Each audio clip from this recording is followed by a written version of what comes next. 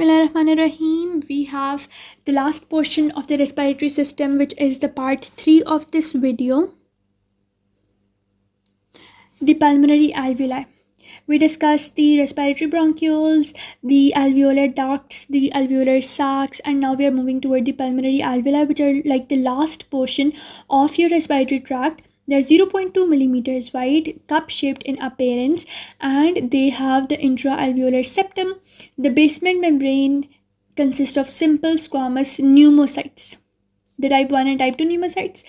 Elastic fiber, reticular fibers are there, the simple cuboidal epithelial cells like the other ones, and the blood vessels, and which are the pulmonary capillaries. They're richly supplied by blood vessels that are the pulmonary capillaries. So we have elastic reticular fiber, the pulmonary cuboidal epithelial cells, which are two types of pneumocytes. Achha, they can be cuboidal cells and they can be squamous alveolar cells, which we are going to discuss over here. The type 1 epithelial cells. Type 1 epithelial cells are squamous alveolar cells. You can see they are squamous in appearance, 80 nanometer long. They have occluding junctions in them and they cover 95% of the surface. They are thin, flat squamous, thin, flat squamous, 80 nanometer occluding junctions involved in gaseous exchange, and they have no mitotic division. Simple for the type 1 alveolar cells. Type 2 alveolar cells, they form like 60% of the the pneumocytes of the alveoli, but they only cover 5% of the surface. They're also known as the greater alveolar sacs. Alveolar cells you can see over here. This is a typical shape of the type 2 cells, which are cuboidal cells. They have microvilli on their apices. They form occluding junctions with the type 1 cells and with the type 2 other cells. And the luminal surface has microvilli, nucleus organelles, secretory granules are present over here. Okay, so now they have nucleus, they have organelles. What is this vacuolated appearance? These like empty granules over here. These are vacuolated granules, which actually are vacuolated because they contain the surfactant. So these type 2 cells, they are the prime producers of the surfactant, pulmonary surfactant, that is a mixture of phospholipids, neutral lipids, calcium ions, and proteins, that is A, B, C, D, and it prevents surface tension and helps the alveoli to stay open, as a result of which, and if they are not produced, we will have the respiratory distress syndrome of the infants. So their production starts in like 24 to 28 weeks.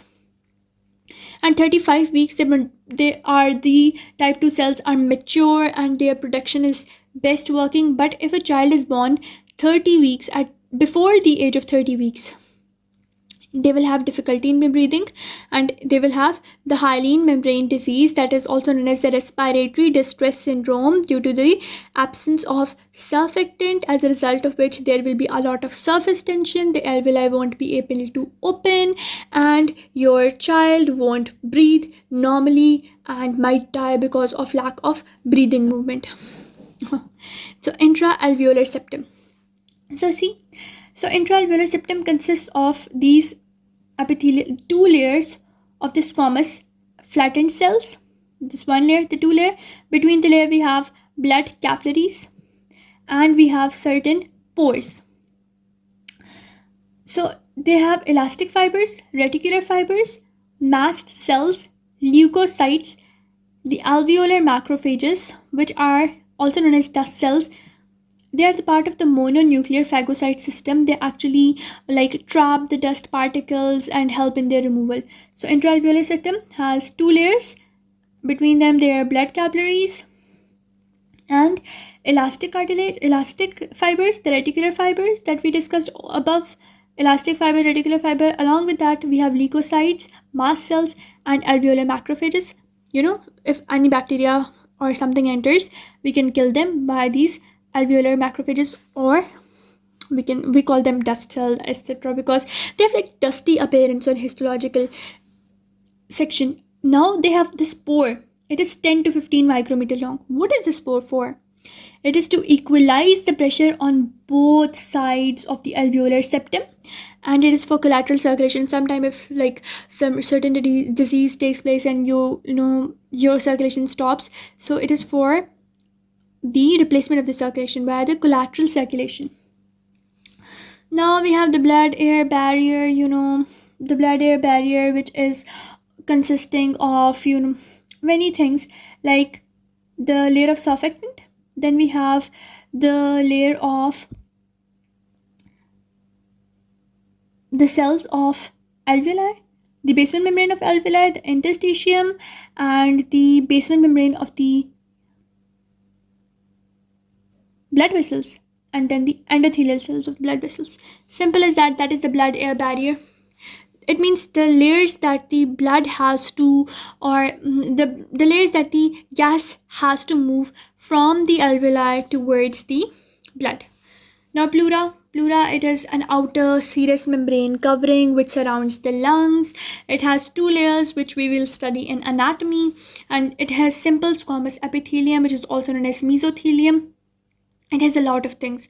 It has elastic fibers, reticular fibers, blood vessels, nerves, simple. Then it will have alveolar macrophages. It will have capillaries for blood supply, blood vessels, nerve, capillaries. For supporting and protection, we have macrophages and fibroblasts, and collagen as a means of support. So elastic fibers, collagen fibers, reticular fibers, fibroblast cells, macrophages, capillaries, vessels, and nerves. It is present in the pleura. Now we will discuss certain diseases over here. They are the diseases of the pulmonary mucosa, or you can say the disease of the pulmonary parenchyma. First disease is emphysema. What happens in emphysema? That the intra-alveolar septum breaks, as a result of which we will say that the area of the pulmonary alveoli increases. No, it does not increase, it decreases, as a result of which the ventilation perfusion ratio, that is the amount of the gas that is coming in and the amount that is diffusing from the pulmonary alveoli into the blood, it decreases. And the cilia that we studied, they become non-motile, and a lot of dust particles start to get entrapped into the alveoli, leading to very brutal stage in which a person might die. And it is the main cause, or the causative agent is cigarette smoke. Pneumonia is a disease that is caused by the bacteria Streptococcus pneumoniae, and what the main thing that it causes is that there is fluid and blood accumulation in your lungs. If it affects both lungs, it is known as double pneumonia, and antibacterial drugs are given to treat pneumonia. Sinusitis. Okay, we discussed about paranasal air sinuses, that were maxillary sinus, the ethmoidal, the frontal sinus, and the sphenoidal sinus. So sinusitis is inflammation of the mucosa, that is the respiratory mucosa of the sinuses, and this causes a bit of heavy feeling on your head and fluid accumulation that can be drained via certain postures. And atelectasis is a disease which is caused by blockage of your respiratory tract via mucus, or lack of surfactant,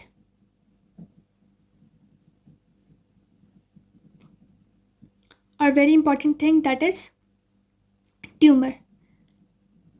But the main thing over here in atelectasis is that the blood flow, it is moved from one lung towards the other lung, as a result of which the blood flow from the blood is like 100% oxygenated, but it is 97% oxygenated. So it can be routed in this disease, so it is not that lethal like the other ones.